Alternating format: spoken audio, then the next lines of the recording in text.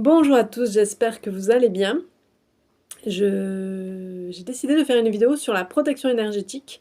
C'était un projet que je nourrissais depuis un petit moment et j'avais besoin que ça soit bien clair en moi pour pouvoir vous l'amener. D'autant que j'ai commencé à vous parler de protection énergétique au printemps dernier et donc là j'avais besoin de revenir là-dessus. Donc je vous rappelle l'historique, au printemps dernier, après avoir rencontré un énergéticien qui m'avait dit que je me protégeais pas assez et qui m'avait, recommandé de faire une double bulle, énergétique autour de moi, j'ai commencé à faire la bulle et j'ai constaté que ça avait un effet positif. Donc, comme quand je trouve un nouvel outil, efficace, je le partage, et bien, je vous l'ai transmis cet outil et aujourd'hui, ben, je reviens là-dessus parce que, je me suis aperçue que c'est pas forcément efficace. Je m'explique, voilà, je vais expliquer. Déjà, je crois, qu'il n'existe pas d'exercice de protection énergétique efficace vis-à-vis de l'extérieur. Parce que, en fait, dans l'absolu, l'extérieur n'est jamais dangereux, c'est notre réaction intérieure qui l'est. C'est comment nous réagissons face aux événements extérieurs qui fait que ça peut être ou non dangereux pour nous. Donc le plus grand danger, il n'est pas à l'extérieur, il est à l'intérieur de vous-même. Alors, je vais développer tout ça, hein, ne vous inquiétez pas. Alors, bien sûr, il n'y a pas de contre-indication à faire des bulles et à porter des pierres. Par exemple, moi, je ne porte pas de pierre de protection, mais comme je vous l'ai dit, je fais des bulles. Cependant, ça dépend de la raison pour laquelle vous le faites et dans quelle intention. C'est-à-dire que oui, je fais des bulles, mais je ne les fais pas dans le but de me protéger. Je ne les fais pas contre quelque chose. D'ailleurs, quand bien même j'ai une imagination très fertile, toutes les choses négatives, c'est infini la possibilité des choses négatives, donc rien que pour ça, je considère que c'est impossible de se protéger des choses négatives. Donc j'ai lâché l'affaire. Par contre, je fais une bulle pour plusieurs raisons et ça dépend des jours. Des fois, c'est parce que je veux ressentir mes différents champs auriques. Parfois, c'est parce que en renforçant mon hara va faire une bulle d'énergie autour de moi en prenant de l'expansion. Ou alors, je travaille sur l'ouverture du cœur et même phénomène, ça fait une bulle dorée autour de moi. Voilà, ça peut être, et puis aussi des fois, c'est juste pour me rappeler que je suis importante, que mes limites sont importantes et donc je fais la mesure de mes limites en faisant une bulle. Donc voilà, il peut y avoir plein de raisons, du moment que ces raisons n'ont pas pour origine la peur. Donc ça va être aussi un des sujets que je vais explorer dans cette vidéo. Je vous invite d'ailleurs à prendre des notes sur la vidéo. Vous savez, vous pouvez faire des pauses, vous pouvez la passer en grande vitesse ou au ralenti. Enfin, voilà, prenez des notes parce que, ben voilà, si vous avez envie. Mais en tout cas, c'est comme un cours que je vous fais. J'ai bossé là-dessus et voilà, ça fait un moment que je le prépare et moi, je trouve que c'est important d'avoir bien conscience de ça. C'est des rappels sur les grands principes du Reiki. Alors, quand on parle de protection énergétique, on parle de se protéger contre les énergies négatives et il faut savoir que, déjà les énergies négatives comme les énergies positives sont tout autour de nous et que, en particulier les personnes qui viennent vous voir pour des soins, elles sont chargées d'énergie négative. En fait, à la base, elles sont en déséquilibre énergétique et vous comprenez bien que si elles ont besoin de vos services, c'est que le déséquilibre chez elles, il est en faveur du négatif. Parce que si elles avaient trop d'énergie positive, soit elles iraient faire la fête, danser, la dépenser d'une quelconque façon, soit elles-mêmes faire des soins. Enfin, si vous avez trop d'énergie positive, ce qui est assez rare, vous n'avez pas besoin d'aller voir quelqu'un, en général, pour qu'il vous équilibre. Donc, c'est les gens qui ont trop d'énergie négative qui viennent vous voir. Alors, c'est pareil, on peut préciser, est-ce que l'énergie, elle est vraiment positive ou négative? Là encore, pour moi, c'est comme l'histoire de l'ombre et la lumière, en fait. L'énergie, c'est de l'énergie, point. C'est parce que soit vous avez un taux vibratoire qui est élevé, et donc vous attirez des choses positives qui vous font du bien, soit votre taux vibratoire est bas, et auquel cas vous attirez malheureusement des choses qui sont qui sont tristes, négatives, et vous êtes fatigué, et vous avez du mal à vous sortir de situations complexes. Voilà, vous avez du mal à prendre de la hauteur, etc. Donc, c'est ça. Soit on parle d'énergie négative, positive, soit on parle, parce que c'est facile à comprendre, soit on parle de taux vibratoire élevé, taux vibratoire bas, mais en tout cas, En tout cas, ce qu'on cherche dans tous les cas, c'est l'équilibre. Et donc, vous, en tant que praticienne ou praticien, ce que vous cherchez, c'est être équilibré et ne pas capter trop d'énergie négative ou de faire trop baisser votre vibration parce que ça vous déséquilibre. Alors, comment on fait pour pas capter cette énergie négative ou pour pas attirer des énergies qui vibrent à un taux plus faible, puisqu'il n'y a pas de protection efficace? Ben, la clé, elle va se trouver dans votre attitude et votre posture intérieure. Comme je vous ai dit, comme ça dépend de ce qui se passe à l'intérieur de vous, ce que vous allez attirer, ben, il suffit de travailler sur ce qui se passe à l'intérieur de vous. Donc jusque-là, j'espère que c'est suffisamment clair. Sinon, n'hésitez pas surtout à poser des questions et puis on éclaircira. Donc, première chose à faire quand on veut préserver son équilibre énergétique, c'est décider d'être le canal le plus pur possible. La première cause d'attraction des énergies dites négatives, c'est la peur. Nous avons tendance à attirer ce que nous croyons et ce sur quoi nous posons notre attention. Donc, si vous avez peur de quelque chose, vous pensez à cette chose-là, en fait, et donc vous l'attirez. C'est la loi de l'attraction, c'est quasiment mathématique. Donc, en fait, quand vous avez peur de quelque chose, vous nourrissez votre peur et vous nourrissez ce quelque chose. Alors, l'idée, c'est de ne pas le nourrir, on va le voir juste après.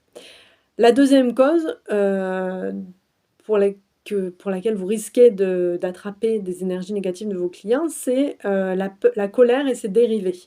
Alors, déjà, je le redis, je le dis à chaque fois que je fais des présentations sur les préceptes, mais la colère, c'est pas juste le truc dangereux qu'on s'imagine. La colère, parce souvent on nous a pas autorisé à la vivre de manière saine, elle peut commencer à l'agacement, à la frustration. Elle n'est pas nécessairement exprimée sous forme de cris et de fureur, hein. Ça peut être juste quelque chose qui nous agace, qui nous frustre, c'est déjà de la colère. Donc, et ça fait baisser notre taux vibratoire. Donc, quand vous attirez, alors la colère comme la peur font baisser votre taux vibratoire, et comme vous attirez ce qui vibre à la même fréquence que vous, quand votre énergie est basse, vous attirez des choses qui vibrent à basse fréquence. Donc il faut lâcher la peur et la colère, et comment on fait? Alors tout d'abord, ça se passe en dehors des séances, au quotidien. Vous allez travailler sur les préceptes. C'est la base, je crois, de la protection énergétique. Alors bien sûr, les préceptes 1 et 2 pour travailler sur la colère et la peur, mais les autres préceptes aussi, pour cultiver la joie, ouvrir votre cœur, avoir une plus grande conscience de vous-même, de vos rêves, de qui vous êtes vraiment. Plus vous allez avoir cette conscience et moins vous allez être vulnérable à l'extérieur, en fait, à attraper des choses de l'extérieur qui combleraient des parties de vous qui ne seraient pas complètes. Ce qu'on cherche, c'est l'équilibre et c'est devenir complet, en fait. Donc ensuite, je vous invite à pratiquer la pleine conscience. Alors ça peut être soit vous méditez le matin, moi j'aime bien en gachot, souvent je vous le donne comme ça dans la routine, les mains jointes et vous vous entraînez à ressentir, juste à percevoir les ressentis au niveau de la peau, et puis vous écoutez les sons autour de vous, etc. etc. Et plus spécifiquement, vous allez plonger à l'intérieur de vous et écouter les pensées qui viennent, sans vous y accrocher, vous les regardez, vous les laissez aller et venir, et les émotions qu'elles entraînent. Les émotions sont générées par nos pensées. Donc, si vous avez conscience de vos pensées, vous allez très certainement par la suite avoir conscience de vos émotions. Je me souviens d'une discussion que nous avons eue entre plusieurs praticiennes Reiki, dont l'une me disait « mais moi, je ressens pas la colère, voilà, quand je travaille sur les préceptes, c'est déjà éteint, donc je lui dis: c'est fort possible que tu ne ressentes pas la colère, c'est parce que très certainement elle est trop enfouie en toi». Et une autre personne est intervenue en disant: «Oui, mais regarde, elle est bien dans sa peau, donc ça se peut très bien qu'elle ne ressente pas la colère». Et je veux juste te dire que se sentir bien dans sa peau en apparence, c'est pas un gage. Moi, je me considère très souvent bien dans ma peau, en bonne santé mentale, émotionnelle et physique, et cependant, je vis toutes sortes d'émotions à chaque instant. c'est à chaque instant, en fait. Donc, à chaque fois que vous avez une pensée, très souvent, il y a une émotion qui va avec. Donc ne négligez ne vous si vous les ressentez pas, c'est que vous n'avez pas encore atteint ce niveau d'observation, que vous devez apprendre à vous observer et si c'est pas, si c'est encore difficile pour vous, je pourrais organiser un atelier juste sur les émotions. Mais voilà, sachez que tout le monde vit des émotions, tout le monde vit de la colère, tout le monde vit de la peur, vit de la tristesse, vit de la joie, et cetera, et cetera. Et que si vous les ressentez pas, c'est qu'il y a quelque chose à l'intérieur de vous qui bloque. Voilà, et c'est important, d'autant plus important d'écouter ces émotions, de savoir quand elles se produisent, parce que comme ça, on peut après avoir conscience de ce qui bloque et libérer ces émotions, parce que les émotions sont des messagères, elles ont quelque chose à nous dire, et quand on les libère, ben, on guérit, on reçoit le message, et donc on guérit quelque chose en nous. Troisième point que je souhaitais vous dire, c'est que quand vous détectez une émotion, libérez-la le plus tôt possible. Parce que par exemple, le matin, lorsque vous faites vos exercices, votre méditation matinale, peut-être que vous allez prendre conscience de quelque chose qui vous alourdit, mais peut-être que vous n'aurez pas le temps de le transcender tout de suite. Donc notez-le et à un autre moment, plus tard, revenez-y, même si vous avez l'impression que ça n'est plus là. Ça m'arrive très régulièrement de travailler après coup sur une émotion. J'ai l'impression que c'est plus là et effectivement, c'est plus là, mais derrière, il y a quelque chose d'autre et je me mets à transcender l'autre chose. Donc je parle de transcendance, mais vous pouvez aussi utiliser l'audio que je vous ai fait pour la méditation des préceptes, méthode de la liste. Ça fonctionne aussi assez bien sur les émotions qui vous alourdissent.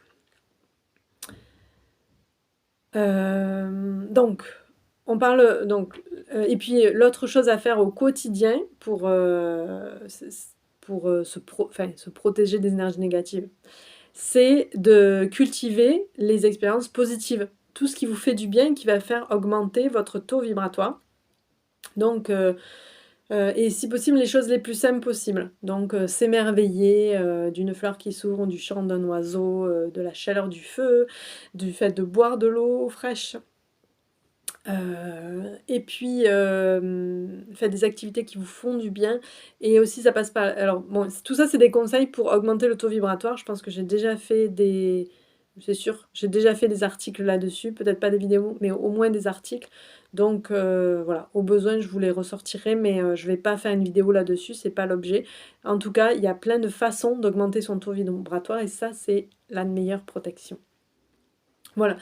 Alors, maintenant... quoi faire en début de séance? Parce que votre client arrive, vous savez qu'il est chargé d'énergie négative, en tout cas que son taux vibratoire est plus bas que le vôtre et que vous ne voulez pas que ça fasse baisser votre taux vibratoire à vous. Donc, qu'est-ce qu'on fait? Déjà, vous posez l'intention d'être un pur canal de Reiki et de ne canaliser que de l'énergie Reiki. Et en séance, vous allez revenir à votre respiration, à votre centre, très important, la méditation du hara au quotidien pour renforcer votre centre. Et dès que vous êtes parti dans vos pensées, que vous êtes ailleurs ou qu'une émotion se présente, revenez au centre. Si une émotion se présente pendant le soin, vous dites bonjour à l'émotion, bonjour tristesse, bonjour peu importe quoi. Je sais que tu es là, je reviendrai vers toi plus tard parce que pour l'instant, le soin, il est pour la personne sur laquelle vous travaillez. Donc, et après la séance, ça ne veut pas dire que vous ne pouvez pas aller vous laver les mains ou faire une douche au sel après le départ du client si vous en ressentez le besoin. Alors déjà, là encore, faites-le en conscience. Par exemple, oui, je sais, je vous ai dit, après le soin, allez vous laver les mains. Moi, je le fais systématiquement, pour des raisons d'hygiène. Vous avez touché le corps de la personne, vous lavez les mains, bon, ça c'est normal. Je le fais pour d'autres raisons. Je le fais aussi pour me déconnecter de la personne. Je le fais pour... laisser le temps à la personne, comme je quitte la pièce, je laisse le temps à la personne après la séance, un temps où elle peut revenir à elle dans l'environnement tranquillement. Voilà, ça lui permet d'émerger sans que je sois là. Donc vous lui laissez ce temps Et voilà, ça c'est les raisons pour lesquelles, je me lave les mains en fin de séance. Ah oui, et aussi, j'en profite pour revenir vraiment à mes ressentis parce qu'avant vous étiez dans le ressenti de l'énergie qui coule par vos mains. Là, vous revenez au ressenti physique. Vous frottez les mains, donc il y a un ressenti physique. En plus, en général, moi je le fais à l'eau froide, donc c'est le ressenti physique encore plus vif, si on peut dire, le contraste entre l'énergie chaude du Reiki et le froid de l'eau. Voilà, donc plein de raisons pour lesquelles je me lave les mains. C'est clair pour moi quand je le fais. Et c'est pas des raisons pour me protéger. Par contre, ça m'est déjà arrivé, au moins une fois après un soin, de dire: «Oh là, là il faut que je me nettoie énergétiquement». Donc je me souviens, c'était en été, j'ai plongé dans la piscine, qui chez nous est avec de l'eau salée, mais ça peut être pour faire une douche au sel, pas de problème. Du moment que vous le faites en conscience, il y a des moments où, même si vous avez été présent dans votre soin et cetera, vous avez pu capter un biocène sur votre aura. Bon ben, vous allez nettoyer, ça, avec la douche au sel ou d'une autre façon qui vous parlera. Ça peut être un Kenyoku aussi. Du moment que vous le faites pour répondre à un instinct sur le moment et pas à quelque chose de systématique, parce que si vous le faites systématiquement, ça veut dire que vous dites: «Bon, ben comme ça, on ne sait jamais», et ça veut dire que derrière, il y a la peur d'attraper quelque chose, donc vous faites systématiquement pour vous protéger et donc là, vous nourrissez votre peur. Donc faites-le pour répondre à une intuition, à un appel instinctif. Ensuite, donc là, on était la première chose pour se protéger, c'est de décider d'être le canal le plus pur possible. Donc là, il y a déjà beaucoup d'éléments. La deuxième, c'est la deuxième façon de se protéger, c'est d'éviter l'auto-sacrifice énergétique. Donc, il peut arriver, même si vous êtes des praticiens et praticiennes de Reiki conscients, etc., il peut arriver que un jour, vous ayez des attentes quant au résultat de la séance. C'est-à-dire que un jour, peut-être, vous voudrez que le client guérisse, vous voudrez lui enlever sa souffrance. Et dans ce cas, vous ne serez plus un canal Reiki. Vous serez en train de vous impliquer personnellement dans le soin et donc vous allez lui donner de votre énergie à vous. Et comme il y a toujours un échange énergétique, si vous lui donnez de votre énergie à vous, vous allez prendre l'énergie à la personne. C'est sûr que elle, ça va lui faire du bien. C'est vous, non. Voilà. Donc là, dans ce cas-là, on n'est plus canal Reiki, on est un autre canal, ça se passe sur un autre plan. Et il y a quand même un échange énergétique, vous êtes fait d'énergie, donc oui, c'est possible. Et, et dans ce cas-là, vous n'avez pas agi en tant que praticienne Reiki. Donc, il y aura, après la séance, il y aura une conscientisation de ça, il y aura des choses à faire. Si ça vous arrive, vous m'appellerez et on verra ça dans le détail. Mais en tout cas, si déjà vous avez conscience que ça peut un jour arriver, si vous vous rendez compte, un jour vous avez des attentes, avant vous vous rendez compte au moment que de faire le soin, où vous êtes en train de prier ou vous dites: «Oh j'espère que ça va lui enlever sa souffrance», revenez canal Reiki. Vous devez, en tant que canal Reiki, avoir foi dans le processus. Être un canal Reiki, ça veut dire je laisse couler l'énergie Reiki à travers moi pour le bénéfice de la personne, pour son plus grand bien-être. Vous avez confiance que le Reiki va agir pour le plus grand bien-être de la personne et vous ne savez pas. Vous ne décidez pas ce qu'est le plus grand bien-être de la personne. Si jamais c'est difficile, vous vous rendez compte qu'avec telle personne vous serez d'office impliqué personnellement, référez la personne. Les pompiers le font. En général, on écarte les pompiers quand ils doivent, quand la personne elle doit agir, par exemple pour quelqu'un de très proche, c'est ses collègues qui prennent le relais. Bon ben là c'est la même chose. Quand vous êtes trop impliqué personnellement, confiez la personne à quelqu'un d'autre. Alors, troisième manière de ne pas prendre d'énergie négative, c'est de rester de votre côté du miroir. Vous savez, chaque rencontre, c'est une occasion d'apprendre sur soi-même. En général, la personne qui est en face de vous, elle fait miroir avec des parties de vous. Alors, dans beaucoup de cas, c'est un miroir doux, hein, ça ne va pas déclencher des choses. Parfois, ça déclenche des choses. Et comment vous le savez? vous êtes en train de juger la personne. Elle vous dit, vous n'êtes plus dans l'écoute bienveillante, vous êtes en train de juger la personne. Donc il y a une réaction en vous. Ça veut dire qu'elle fait miroir avec une de vos propres souffrances internes. Et puis bon, ça peut être aussi la tristesse. Une grosse envie de pleurer, vous avez capté sa tristesse. Alors à ce moment-là, ça veut dire qu'il y a quelque chose chez la personne qui fait réagir, qui est entré en résonance avec l'une de vos blessures internes. Et donc en fait, vous allez à ce moment-là vous projeter votre propre vécu sur ce que vit la personne. Si cela se produit et que vous n'êtes pas conscient que les émotions qui vous traversent vous appartiennent, vous allez inconsciemment utiliser le Reiki à votre propre bénéfice. Et donc, vous risquez aussi d'utiliser l'énergie de la personne pour prendre soin de cette trop grande émotion qui vous traverse. Donc, c'est pas rien. C'est pas du tout ce qu'on attend d'un praticien ou d'une praticienne de Reiki, bien entendu. Donc, si jamais vous vivez de la tristesse, parce que ce que vous raconte la personne, ça vient réveiller quelque chose en vous, mais encore une fois, conscientisez cette émotion, rappelez-vous qu'elle vous appartient, vous vous dites intérieurement « Bonjour tristesse, je me rends compte que tu vis quelque chose de difficile, je reviendrai te voir après. » Et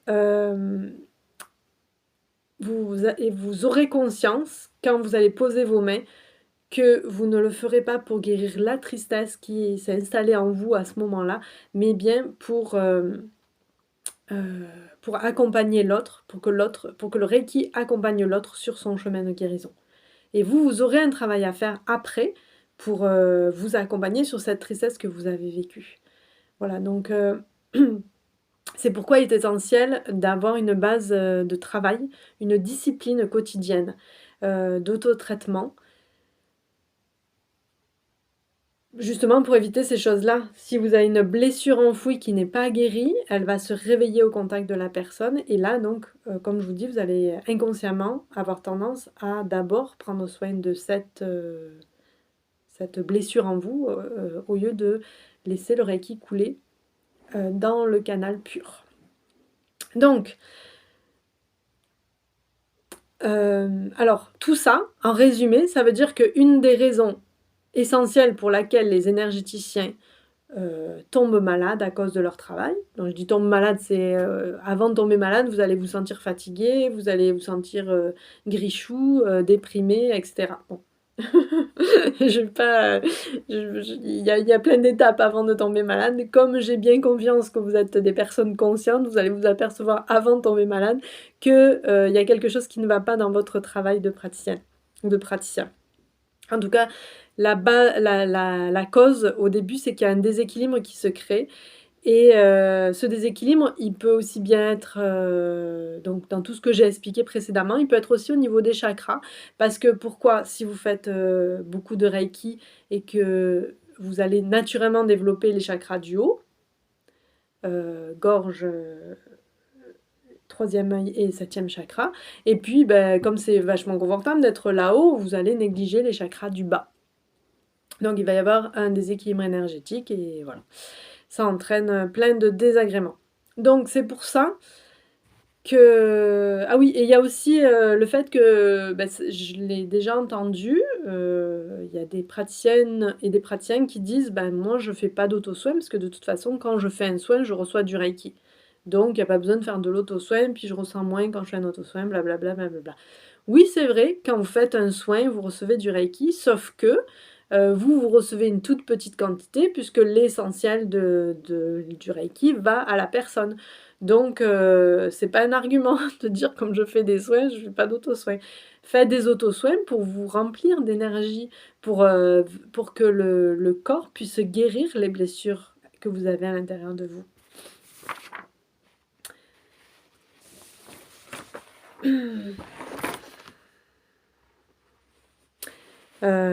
Et aussi parce que, en tout cas moi c'est comme ça, j'espère que je vous l'ai enseigné. Le Reiki, c'est pas juste une méthode de soins tournée vers les autres, bien au contraire, c'est surtout avant tout un moyen de cheminement personnel et vous devez Enfin, c'est pour ça qu'on fait du Reiki, c'est pour l'utiliser, pour devenir, des meilleures personnes, pour être des meilleurs praticiens et praticiennes. Donc, je vous fais un petit résumé parce que c'est long, je sais, 25 minutes. Je vous fais un résumé des meilleures pratiques pour se protéger des énergies négatives ou pour éviter que votre taux vibratoire baisse, voilà. Choisissez la dénomination que vous préférez, en tout cas, pour rester un canal pur. Voilà, choisissez ce qui vous plaît. La meilleure façon de se protéger, c'est de pratiquer quotidiennement. Déjà, je vous l'ai dit, donc méditation au hara, développer la conscience de votre hara. Plus vous allez développer la conscience du hara, plus vous allez être ancré, plus vous allez ressentir les chakras du bas, etc. etc. Vous pouvez aussi pratiquer, alors qui est aussi... alors quand vous pratiquez la méditation au hara, moi j'aime bien celle où le hara s'expand et il finit par faire une bulle autour de vous. Ça permet de conscientiser votre... voilà, ça permet d'avoir une plus grande conscience de votre hara, de votre centre dans lequel vous vous placez vous-même. Une autre pratique qui permet aussi de développer la conscience au hara, c'est Joshin Kokuho. Et cette pratique présente l'avantage aussi d'être un nettoyage avec le Reiki. Vous savez, c'est celle où j'inspire, je gonfle le ventre, je retiens le souffle quelques secondes, j'expire par la bouche. Quand j'inspire, je visualise le Reiki qui descend depuis le chakra coronal dans le hara. Quand je retiens le souffle, le Reiki se répand dans tout le corps et quand j'expire par la bouche, il sort par la bouche, par les mains et par les pieds. Donc ça fait un nettoyage. On fait ça pendant au moins 5 minutes et ça nous nettoie. Ça nous nettoie de nos pollutions internes. Hein. D'accord. Ensuite, je vous recommande... En fait, tout ce que je vous dis là, c'est en gros le résumé de la routine Reiki. Hein. Mais bon, je vous fais un rappel. Vous pouvez aussi pratiquer Gassho. Gassho, la pleine conscience des sensations physiques dans les mains. Aussi, c'est un moyen de revenir à l'esprit du débutant, retrouver l'humilité, comprendre que je ne sais rien, que je suis juste un canal et que chaque jour, c'est une occasion d'apprendre quelque chose de nouveau. Je vous invite aussi à dire les préceptes chaque jour, le matin et le soir si possible, lentement, d'essayer de sentir ce que ça fait en vous quand vous les dites et d'approfondir en plus, alors peut-être qu'un par jour, peut-être qu'un élément de votre liste par jour, mais de faire au moins ce travail jusqu'à ce que votre liste soit vide, ce qui n'est absolument pas possible. Elle va se renouveler automatiquement, c'est ainsi. Mais sachez que grâce à ce travail continu, vous aurez une plus grande connaissance de vous-même et c'est ça qui va vous protéger de vos pollutions internes.